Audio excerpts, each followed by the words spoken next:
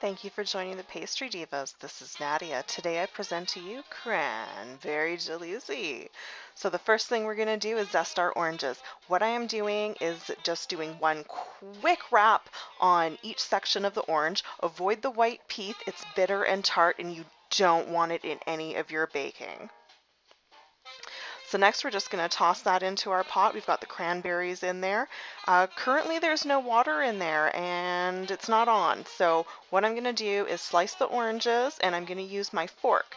And we're going to stab our orange and break up the pulp a little bit. And that's going to help me squeeze and get some lovely juice. Now I'm really lucky. I don't have any pits or seeds in my oranges, and that's just working out great for me.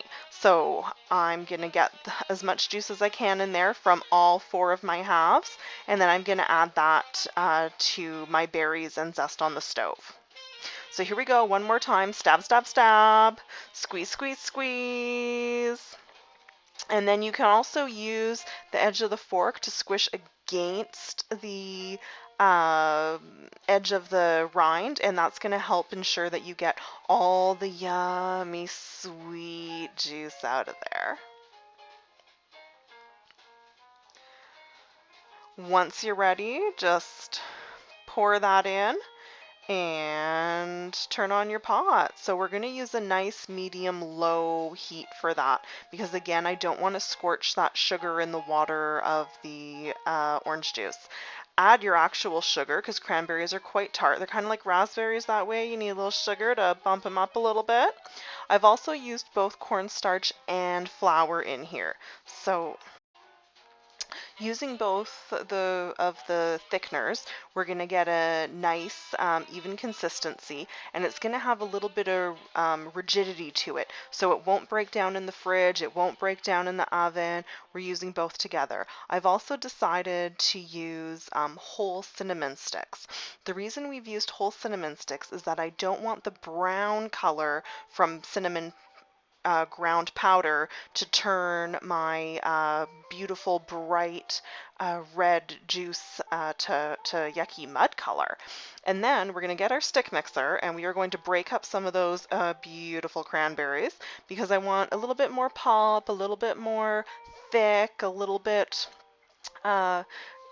pieces in there, but I don't want just whole cranberries because that's going to be a nightmare to pipe.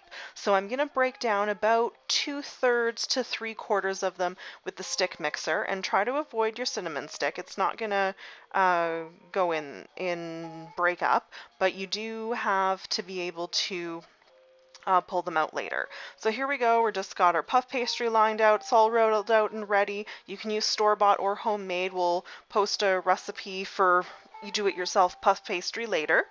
And I've got my filling in the piping bag, just a little zigzag on there, or you can do 2 straight lines. I did a little bit uneven, I was a little overzealous with the second go, but here we are with the egg wash. So it's important to have all the ends especially, because if you look closely, I'm trying to layer the ends so they're on top of each other. At the bottom, you're going to pick up the last pair and fold them up, and then fold the second and third to last down. Egg wash the whole thing, and get your coarse sugar on, baby, because it's going to be a sweet caramelized topping.